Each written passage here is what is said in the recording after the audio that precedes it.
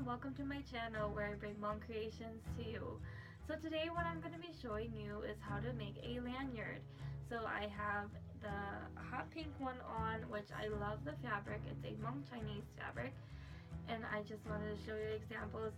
There's another fabric I have, a cross stitch fabric, just machine made, and with the ID holder. Another cross stitch fabric that I love. Today I chose to make this teal color one because I'm out of that in my store, so I will have this up for sale on my Etsy page at hmongcreations.etsy.com if anyone is interested in purchasing any of these lanyards. Okay, so all you'll need is a piece of trim, anything you like. I like ribbon to just kind of put it on the back, a swivel lanyard hook. I fold the ribbon where I want it to line up, fold it like that, and then I put the ribbon right on top. So I line the ribbon up and then I sew along right there. So I do one side first and then I'll go ahead and do the other side.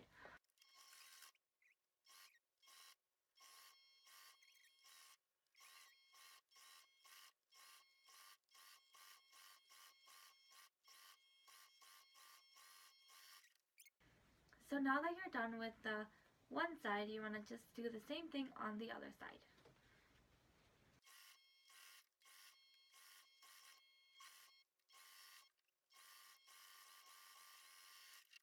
So now that you are done with both sides, you just want to cut any loose threads that you see. So what you want to do with that is you just want to stick your fabric in just like that, and then make sure your fabric is the right way. So then you want to go down, fold it just like that, and you want to sew two lines on the top and one on the bottom.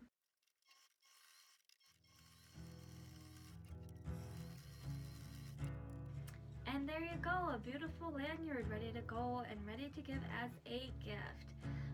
Thank you for watching me.